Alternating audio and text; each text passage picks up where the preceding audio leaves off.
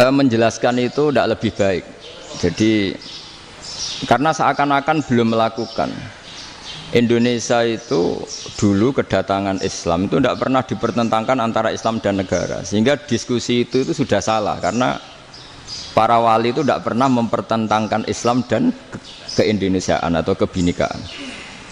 Satu, bahwa para wali itu misinya dakwah, di mana-mana dakwah itu pasti ketemu yang berbeda, mulai beda agama, beda pilihan madhab, beda tradisi, beda kultur.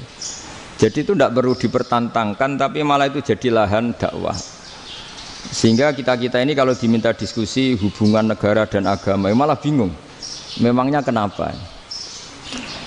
Itu seperti dulu zaman P4, saya punya kawan di Jogja, teman saya nulis tafsir Profesor Zaini, itu pernah zaman Pak Erto disuruh sosialisasi P4 di Papua. Apa hubungan Pancasila dan UUD 45? Itu orang Papua jawab, hubungannya baik-baik saja Pak. Jadi yang unik itu ketika disuruh baca Pancasila, 1 Pancasila, 2 ketuhanan yang Maha Esa. Akhirnya 6 kan? Kenapa Pancasila jadi 6? Yang unik itu ketika ditanya, ini saya melihat langsung di TV 7 itu, Indonesiaku itu. Ada anak-anak kecil ditanya, bendera ini milik siapa? Bendera merah putih itu. Jawabannya apa? Milik sekolahan Pak aja. Karena memang milik sekolahan. Itu yang tanya itu kaget. Milik sekolahan Pak. Nah, tentang tema ini mohon dibaca ini langsung start ya, langsung serius karena tadi sudah kayak jurkam tadi, ini yang langsung khas ilmuwan. Ini sebagai penghormatan saya pada Yunisma, ini khas keilmuan. Imam Zuhri adalah gurunya Imam Malik. Ya, saya ulang lagi ya, Imam Zuhri adalah gurunya Imam Malik. Halaman 29. Ini langsung start saya baca halaman 29. Dan ini terutama yang para punggawa-punggawa ini. Saya baca ya. Ini teks tidak ada yang saya rubah, memang persis seperti ini. Bismillahirrahmanirrahim. Yaqulu Zuhri, ini gurunya Imam Malik.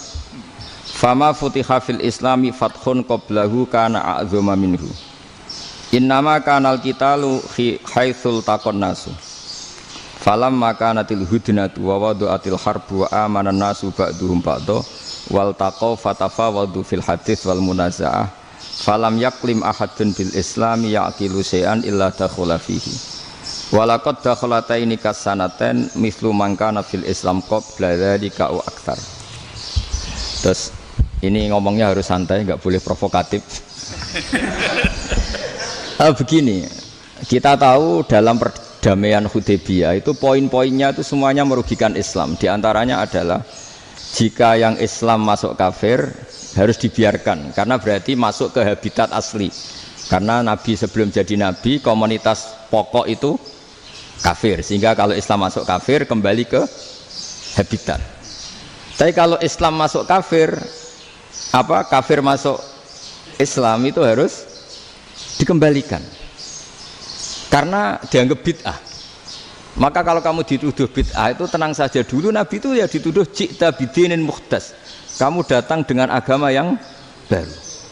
Cuma agak diteruskan wa kullu muhdasatin bid'ah wa kullu bid'atin dalalah. Jadi orang-orang kafir dulu kalau ngomentari Nabi, ji'ta bidinin muhdas, kamu datang dengan agama yang apa? Baru. Nabi nurut. Semua perjanjian yang merugikan Islam itu Nabi nurut.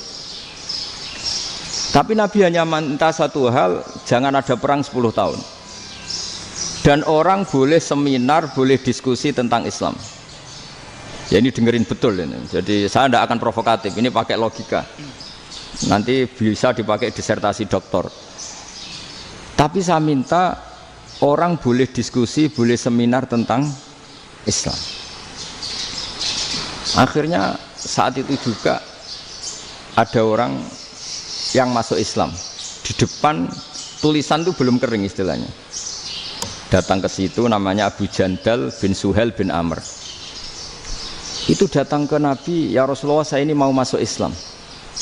Kata orang-orang kafir, ini pertama Muhammad, kamu komitmen enggak sama perjanjian? Kalau kamu komitmen harus kamu kembalikan. Nabi bilang, ya Aba Jandal kamu kembali ke mereka, ke habitat mereka, yaitu menjadi kafir, di komunitas kafir maksudnya. Akhirnya nangis.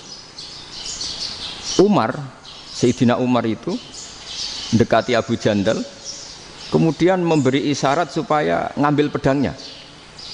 Jadi isyaratnya wong ini bacok ora wis. Maksudnya orang-orang kafir. Tapi Abu Jandal nggak mau. Singkat cerita akhirnya kembali ke komunitas kafir. Tapi yang dikatakan Imam Zuhri cara analisis ini nggak bisa pakai provokatif, harus pakai analisis. Innama kanal qitalu haitsul taqon nasu. Yang namanya perang itu menjadikan orang tidak berpikir jernih. Ini poin yang diambil oleh Rasulullah. Kalau dibahasakan Nabi curi kesempatan, masuk Nabi dikatakan mencuri, meskipun itu hanya bahasa ya. Tidak mungkin lah kita bahasakan seperti itu. Saya ulang lagi ya. Kenapa ada perang berkesinambungan sampai tahun ke-8 Hijriah? Mulai tahun kedua ada perang Badar sampai tahun 8 Hijriah itu perang terus. Nabi sama orang kafir perang terus. Akibatnya apa Pak Profesor? Namanya perang itu ya nggak kau bermikir. Pokoknya agar ketemu Islam perang, Islam ketemu kafir perang, nggak kau bermikir.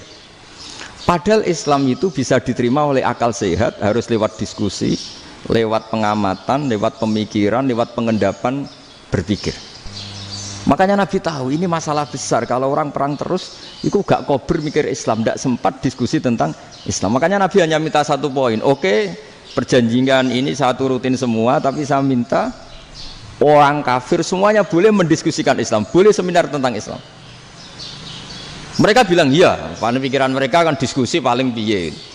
Ternyata betul, ada diskusi. Terus temanya gini, kira-kira bener di Muhammad Abi Abu Jahal. Terus Tuhan Muhammad sama Tuhan Abu Jahal itu keren mana? Diskusi. Tuhan Muhammad itu khaliqus samawati wal ardi, yang menciptakan langit bumi. Sebagaimana kampanyenya Muhammad. Ya mereka masih jangkar bilang Muhammad. Kalau Tuhan kita, ya berhala itu yang kita bikin, yang kadang rusak, yang kadang kudanan, terus lemutan, pokoknya terus diskusi. Kita kok bener pengirannya Muhammad. Terus Muhammad Abu Jahal. Mulai dhisik Muhammad itu ratau bodoh nih. Mulai dulu Muhammad tuh gak pernah bohong. Abu Jahal, waduh, wis bodoh nih ngongkonan.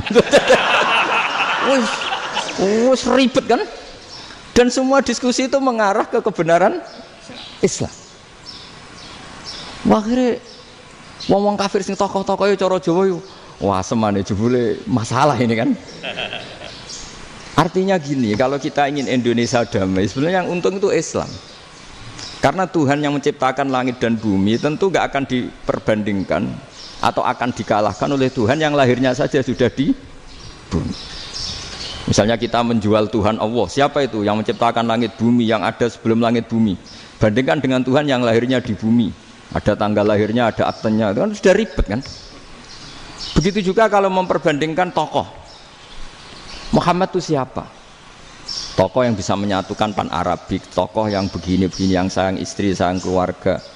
Dibandingkan dengan tokoh Abu Jahal, Abu Lahab yang corong jauh penggaweannya yang ngerugikan orang lain.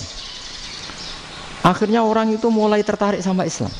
Makanya kata Az-Zuhri pakai bahasa dulu, falam yaklim ahadun bil Islam. Tapi kalau sekarang yang populer itu bahasa yatakallam. Sebenarnya yang benar itu bahasa kalimah yaklimu kalaman, karena masdarnya itu kalam, berarti sulasi nopo mujarrad. Tapi di fi'ilnya itu mujarradnya enggak kelaku. Jadi di fi'ilnya takallama ya takallamu, tapi untuk masdarnya yang kelaku kalaman. Jadi ini agak unik, agak enggak lazim. Sebenarnya kan takallama ya takallamu takalluman, tapi di masdarnya kalam populer, tapi di fi'ilnya tidak populer. Saya teruskan ya. Ini penting sekali. Jadi menjual Islam, kalau boleh dibahasakan menjual, itu tetap enak dalam kondisi damai. Karena kalau kita perang, itu bawaannya kalau ketemu ya perang. Kalau ketemu perang, sehingga orang itu rakober diskusi dulu. Saat benernya Islam sampai kafir itu bener di. Karena tidak kober diskusi, tidak sempat diskusi, orang yang milih yang kafir. Karena yang mayoritas yang kuat. Sementara Islam zaman itu lemah. Ya Nabi itu yang diminta hudnah, yang penting kita damai. Terus orang boleh mendiskusikan benar mana kita dan mereka. Ya setelah diskusi ya tadi kan nggak mungkin Allah yang begitu keren hebat pencipta langit bumi dibandingkan berhala yang mengurus dirinya sendiri saja tidak bisa. Walhasil terus Orang mulai tertarik sama Islam dan aturannya nggak boleh dilarang diskusi itu. Nah makanya saya pernah ditanya beberapa profesor di Jogja, Gus, suatu saat kalau kampus paling keren di Jogja ini ada Islamic Studies, kemudian pengajarnya dari berbagai agama, ini riskan nggak bagi Islam? Saya jawab, asal yang didiskusikan Islam itu nggak masalah, yang repot itu nak umat Islam. Karena kalau umat Islam yang jadi percontohan, banyak raja yang dolim, banyak pemimpin muslim yang dolim, terus identik dengan Islam itu jadi dolim kan ribet. Ya kalau pas umat Islam, kalau Islam yang kumat kan jadi masalah kan. Nah ini kan terus jadi beda umat Islam sama Islam yang lagi apa? Kumat. Singkat cerita terus Islam mendapat posisi yang luar biasa. Nah makanya di sini diistilahkan falam makanatil hudnah, ketika ada perdamaian wa amanan nasu ba'dum ba'do, orang merasa aman, itu fatafawadu fil hadis wal munazaah, mereka berdebat. Munazaah itu berdebat, keren mana konsep Muhammad dengan konsep Abu Jahal, keren mana konsep Tuhannya Muhammad dengan Tuhan kita, terus diskusi. Dan mereka akhirnya ikrar, wah yang benar ya Muhammad lah, di mana-mana Tuhan tuh ya sebelum langit dan bumi, di mana-mana Tuhan ya punya reputasi menciptakan, masa Tuhan reputasinya diciptakan kayak berhala dan sebagainya. Ibadah juga gitu. Ibadah wong kafir itu kalau tawaf itu telanjang, ibadah Muhammad santun pakai pakaian. Terus akhirnya mereka mulai tertarik Islam. Sehingga saya lihat di beberapa tafsir, saya memang tidak akan ngomong yang tidak serius, ngergani Unisba ben sawangane pemikir serius. Di Quran itu sampean lihat di tafsir Tobari itu ada ayat bal naqzifu bil haqqi 'alal batil fayadmaghuhu fa idza huwa zahid. Qadzafa itu kalau di kamus tak lihat itu takallama bila dalilin. Qadzafa itu ya pokoknya sekenanya. Artinya gini, kebenaran Islam atau kebenaran hak itu kamu taruh sekenanya saja itu tetap menang. Apalagi kamu taruh secara teratur, kamu taruh sekenanya saja itu tetap menang. Sehingga di sini banyak sahabat yang hidup di Cina. Sekarang juga banyak orang alim yang milih hidup di Amerika, banyak orang alim yang milih hidup di Inggris. Dan mereka pede, percaya diri, karena kebenaran itu kamu letakkan di mana saja, itu tetap akan menang, akan menemukan momentum kemenangannya. Misalnya gini, contoh paling gampang. Dulu para peneliti, saya ulang lagi, dulu para peneliti itu ya datang kemana-mana, termasuk Ibnu Battuta, termasuk Ibnu Khaldun, ya semua peneliti itu suka neliti. Setelah diteliti, Quran itu satu-satunya kitab suci yang membicarakan sains, misalnya tentang falak, tentang astronomi, tentang asal-usul kejadian manusia, kejadian makhluk, juga bicara tentang geografi, geologis, semuanya. Sementara kitab lain hanya cerita tentang mawaid wal hikam wal ibar. Jadi diteliti kayak apa, pada akhirnya hak ini yang menang. Bal naqdhifu bil haqqi 'alal batil fayadmaghu fa idza huwa zahid.